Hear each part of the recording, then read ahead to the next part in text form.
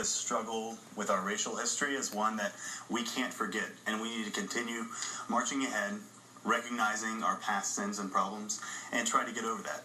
I don't think anything in the Trayvon Martin case has appropriately addressed the problems that we have in this country that still remain.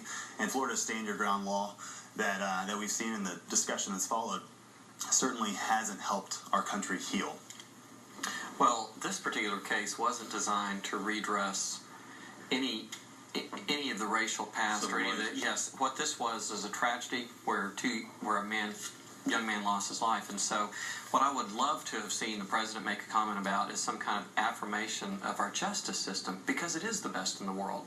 And whether you agree with this particular result or not, we see how the process works. We see how people get tried and judged accordingly. So I would have loved to see him say something along those lines. But this law is clearly defective. I don't think by putting the onus or the burden on law enforcement officers to make a snap decision whether or not this was a self-defense case, I think that's burdensome. I don't think it shows the true power of our justice system. But it is law, and so that's what the trial is about, is whether or not he was acting in self-defense. It was not used as a defense. The stand your ground law was not used as a defense, and yet it is going to be a topic of discussion. Is a topic of discussion. We have the law here in Tennessee, a similar version.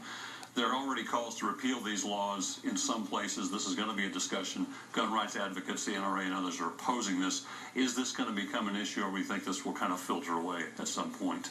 Well, I would hope it becomes an issue, and I don't think it's a gun rights issue. I think it's one that burdens our law enforcement officials, who already have so many burdens and cares placed upon them. It's going to remain an issue. Yeah. I mean, I think we just have to be honest and say that this is one of these key events that has become part of our history as a nation, and it's going to continue for many years to come, and people are going to look at it and talk about it for many, many years. I think it's very realistic to assume. And Terry's right. The bottom line is it is a tragedy for both sides involved, and especially for the family of Trayvon. An interesting quote the president made, and while this was not a total race case, this was a tragedy on both parts. The president did say that before he was elected, being a black man, he said he heard drivers lock their doors and women clutch their purses tighter as he walked by. So obviously he's injecting what many Americans believe is still a racial divide out there. Yeah, and give credit where credit is due. Our president is very honest when it comes to his racial past and his racial history. It's documented well in his autobiography and in other biographies about him. It's a reality that many Americans face, and I don't think any of us here on this stage would identify with it.